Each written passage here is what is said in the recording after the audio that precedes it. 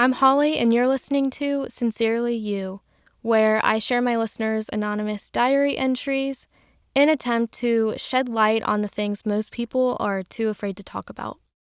The main purpose of starting this podcast is to just spread some realness. No one has a perfect life. Everyone struggles, and no one should feel like they are alone in the things that they go through. When listening to my responses to some of the entries, you will quickly realize that I don't have all of the answers. I'm not a licensed therapist by any means, but what I can offer is a place where you can find comfort and hope in. I will share some truths about your worth, beauty, and purpose, and hopefully just kind of be a light for you in some small way. My very first episode will be about eating disorders and body image. Even if you have no experience or knowledge of this topic, we are still going to chat a bit about body image and overall self-love. This is probably the most frequent topic that gets submitted to me, so I thought it would be good to cover first. I have about over 30,000 submissions right now, so when I say that it's frequent, I mean there are literal thousands, and it's absolutely heartbreaking. This also serves as a major trigger warning. If you are or have battled any eating disorder, it might be best to listen with a trusted friend or a family member. Let's get into it. The first entry I'm going to read is about food restriction and bulimia, but there's somewhat of a twist.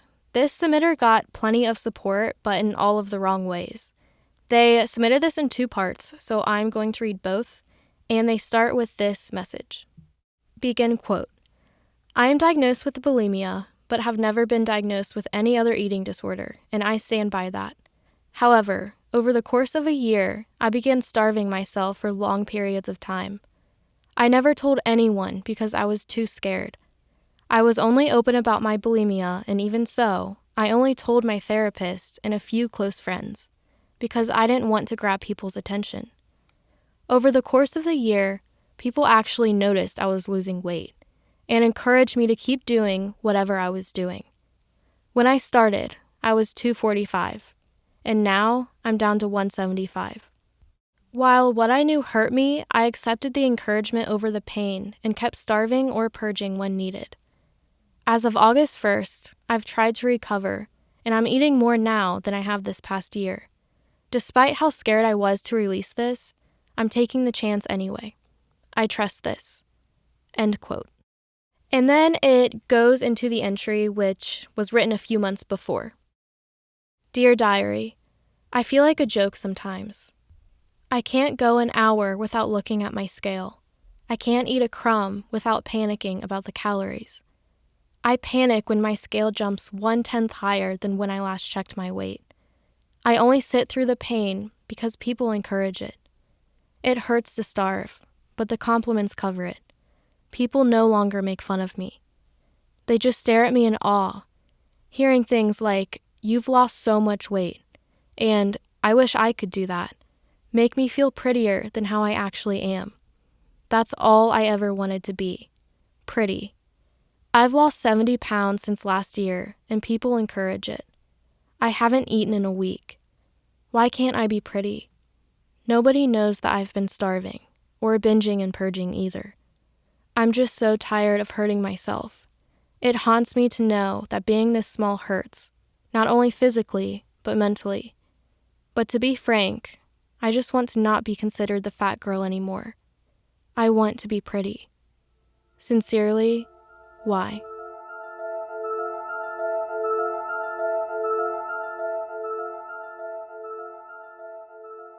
First off, I completely understand how difficult this situation would be.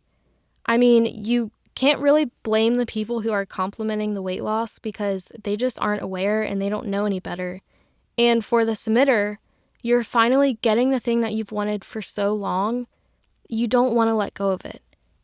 It's not like you're going to say, "Oh no, that's, actually my eating disorder."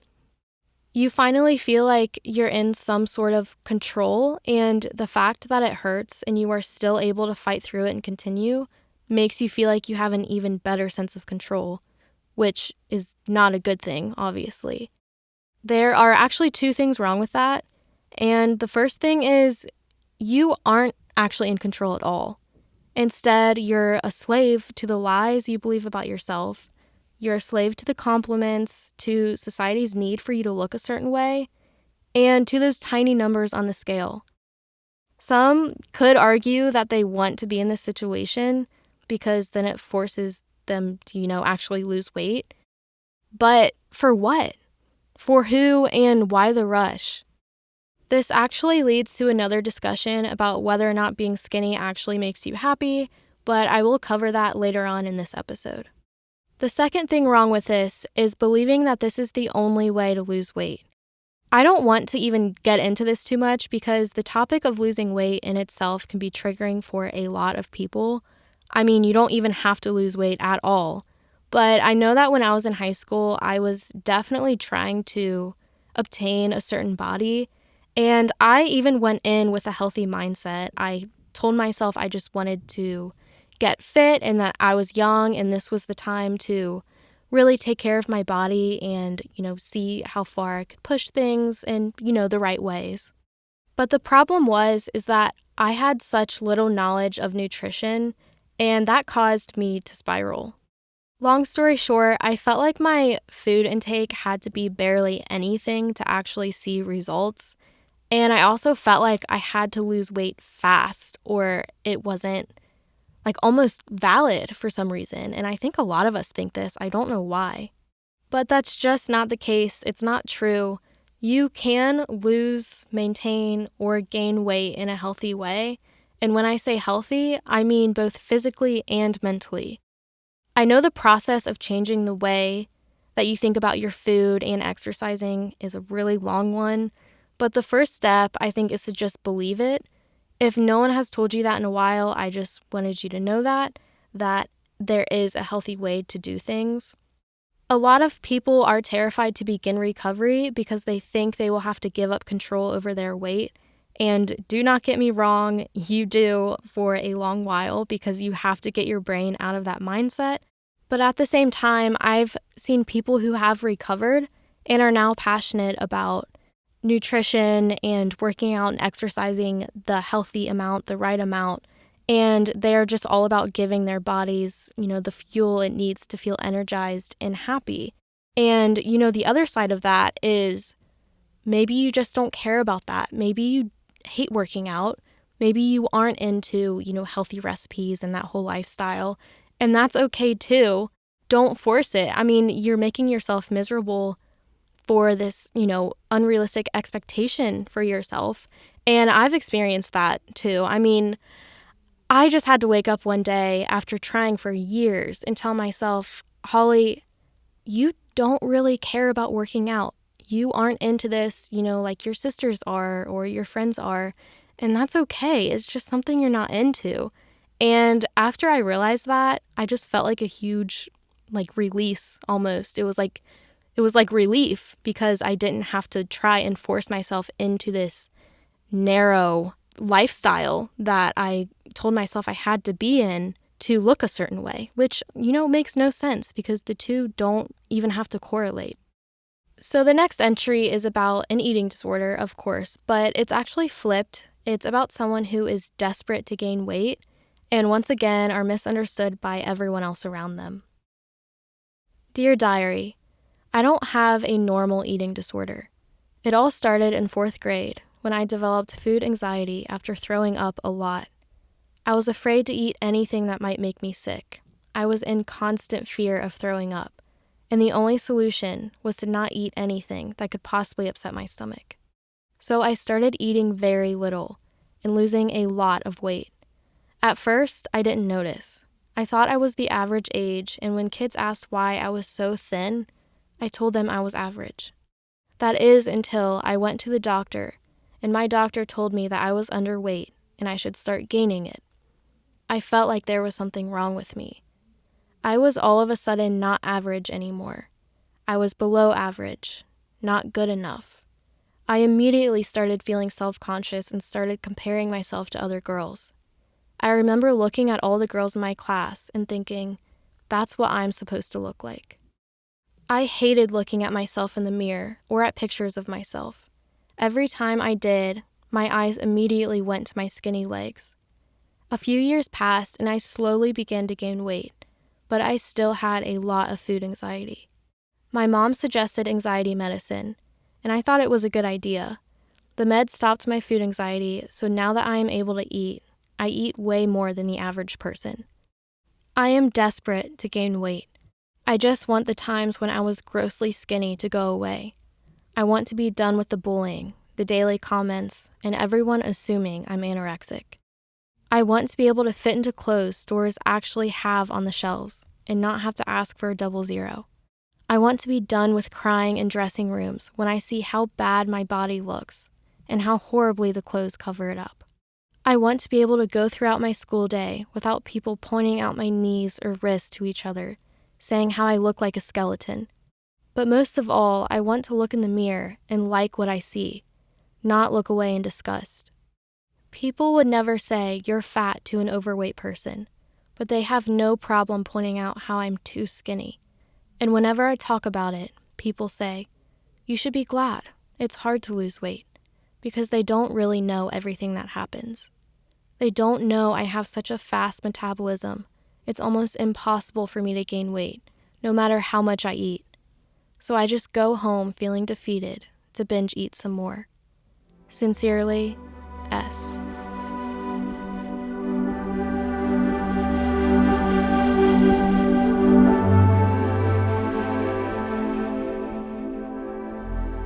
I think this one speaks to a lot more people than we believe. It goes to show that judging anyone based on their weight is wrong because you just never know. Society tells us that skinny should always be celebrated, but we can see the truth here that that's not always the case. They might be going through hell. A simple tip here for the rest of us is to actually think before we compliment someone else's body. Focus on how they might feel instead of how they look. Compliments to me on appearance are so cheap anyway. They only require a simple glance. Like, let's just think about this. Which sounds like a better compliment? Oh my gosh, you look so skinny. Or saying something like, oh my gosh, you are just glowing today. You seem so happy and so confident. If someone said the first one to me, I honestly wouldn't know if that was an insult or a compliment. But the second one would actually mean so much to me just because that would mean someone was actually paying attention to how I was feeling that day. I say this all the time, but I won't stop saying it because it's just too important. Skinny does not equal happiness. I posted a TikTok a while back and I stated this very thing. So many girls in the comments disagreed, and they were truly convinced that being skinny would make them not even more happy, but they said happy in general. Let's just think of it this way. Why do thin, famous models, singers, actresses open up about their depression? Why aren't there books, talks, or even philosophers talking about how being skinny is the ultimate key to happiness? So many of us have the when mentality, myself included, and what that is constantly saying things like, when I get a boyfriend, I'll be happy.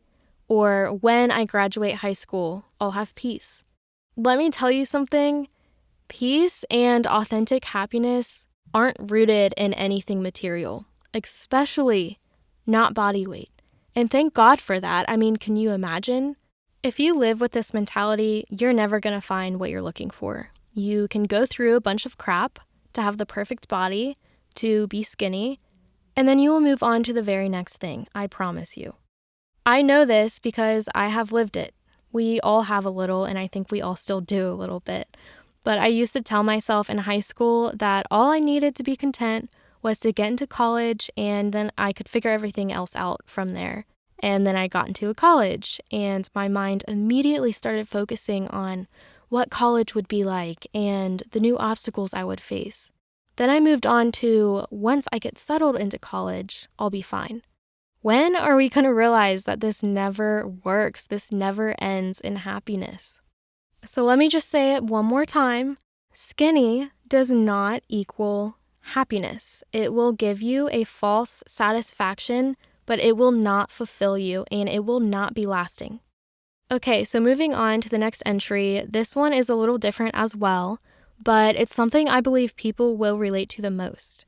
To be clear, this person definitely has an eating disorder, but they view anorexia as something to be desired.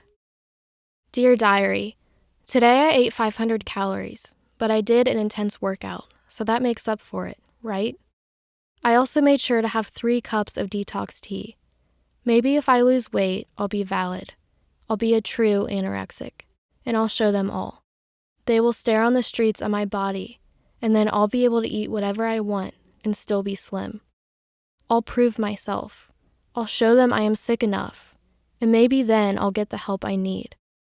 I know it's disordered, it's terrible, but I can't stop. I can't. My thoughts are too loud. I hope to lose at least 10 pounds, maybe more, at least until I get caught. I have no idea why I thought I was sick enough to start recovering from this, but I'll show them how much I need help. Sincerely, R.